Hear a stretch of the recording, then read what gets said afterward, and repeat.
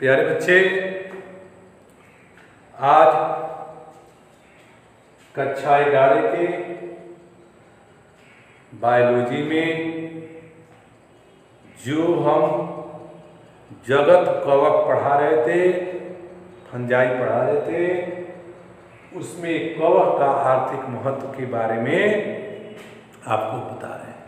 Economic importance of fungi क्या है। जैसे आपको हम बताए हैं कि जीवाणु के दो आर्थिक महत्व होता है, एक लाभदायक, एक हानिकारक। उसी प्रकार कवक का भी लाभदायक और हानिकारक महत्व है, क्रियाएं होती है। तो पहला है लाभदायक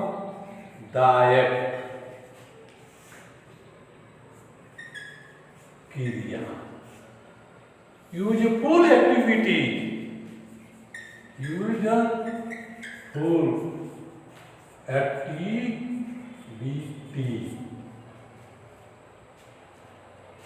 हमारे दैनिक जीवन में,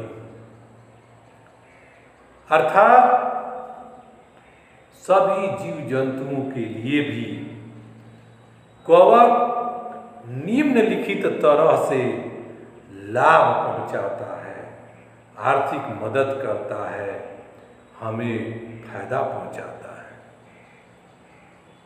पहला, खाने के रूप में, खाने के रूप में एज फूड या इन फूड लिख सकते हैं, इन फूड। आप जानते हैं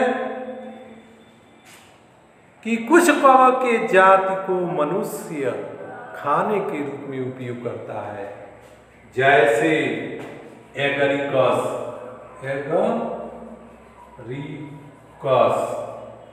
मशरूम,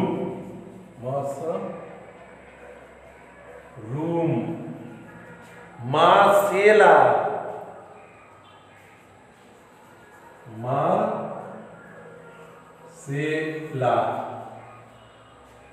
ईस्ट,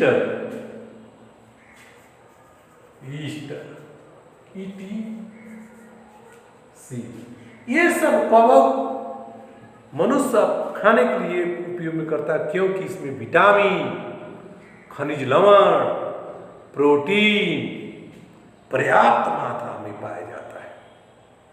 प्यारे बच्चे, एक नंबर में पूछा जाता है खाने वाले कवक का नाम लिखिए।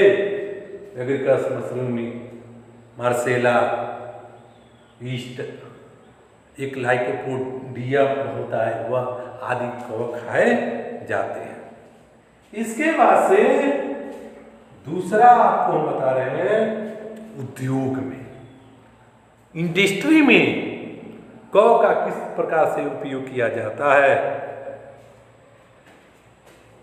तो इसको आगे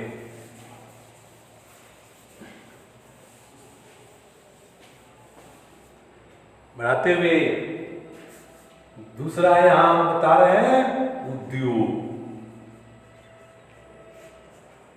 में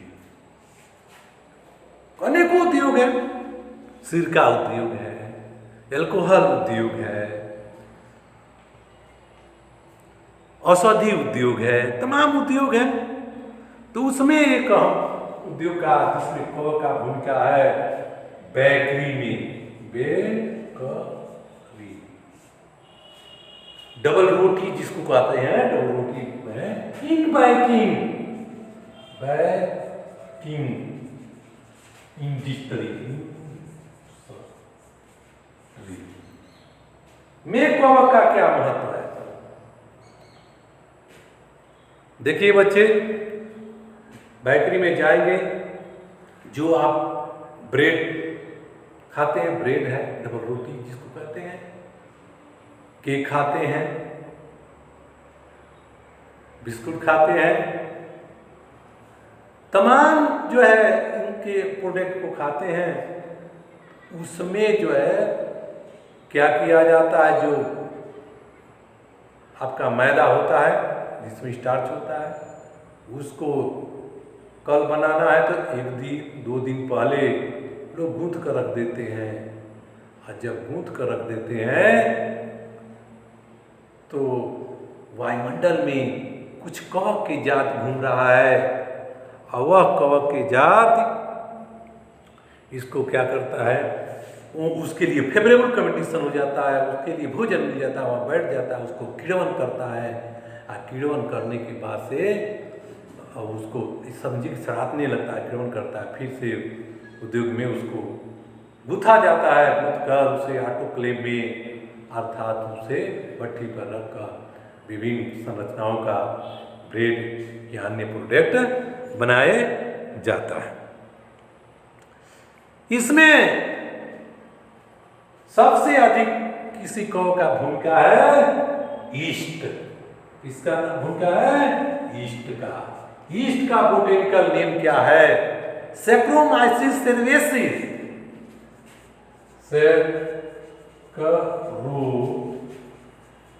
सैक्रोमाइसिस सर्वेसिस।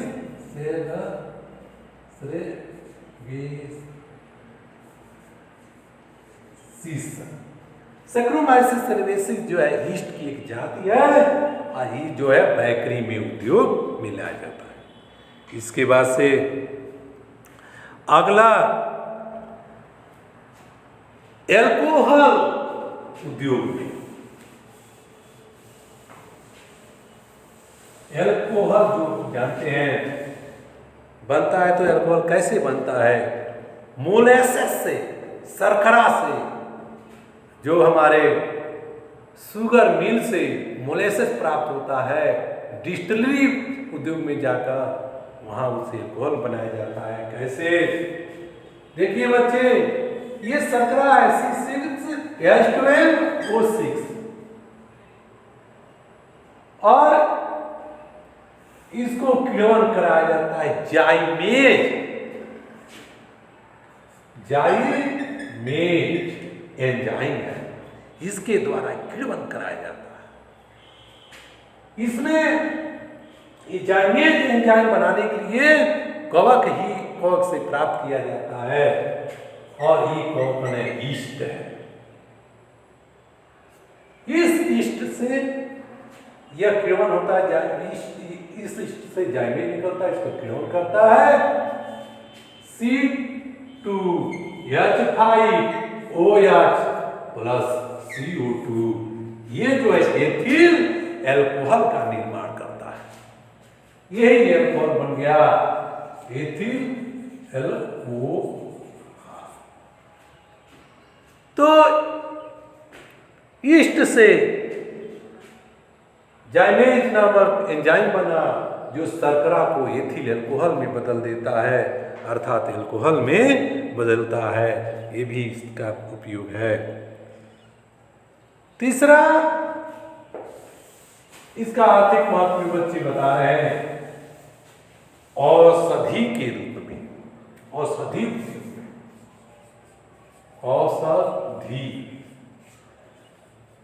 उद्योग।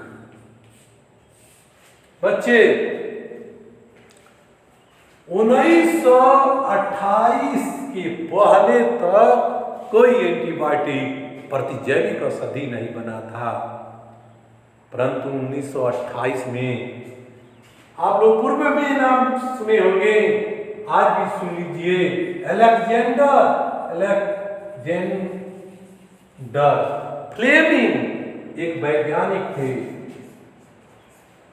फ्लेमिंग नामक वैज्ञानिक ने पेनिसिलिन नामक प्रतिजैविक औषधि बनाया था।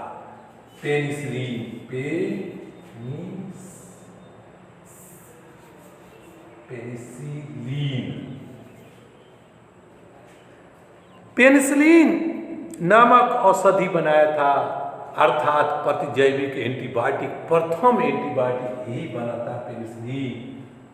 और किस कॉक से बनाया था इसको याद कर लीजिएगा, Penicillium notatum. Penicillium notatum, notatum. Penicillium notatum नामक कवक से अलेक्जेंडर फ्लेमिंग नामक वैज्ञानिक पेनिसिलिन नामक एंटीबायोटिक प्रतिजैविक ने सर्वप्रथम बनाया। इस कार्य के लिए इनको 1945 में नोबेल पुरस्कार मिला था।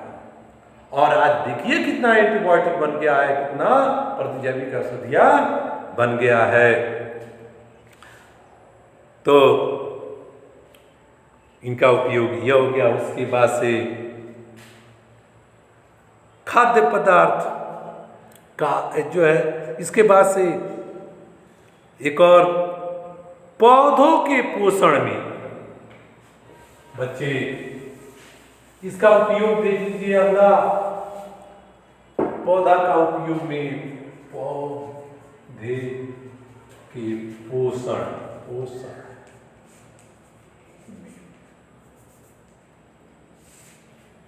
प्यारे बच्चे, कवक मनुष्य के ही नहीं पौधों के लिए भी लाभ पहुंचाता है।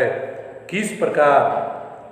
आप जो है जिम्नोस्पर्म अनावृत बीजी वर्ग के पौधे के बारे में जानते हैं। वह कैसे? पाइनस एक पौधा है, पाइनस। जेमिया ये पौधा है, जेमिया। ये दोनों पौधे और सब पौधे इस वर्ग के हैं। इनके ये जो है रेगिस्तानी पौधे टेरेस्ट्रियल एरिया में उगते हैं। ये पौधे की जड़ जो होता है ऐसे जो नीचे जाता है और ये उस स्थान होता है जहां पानी की जो कमी होती है।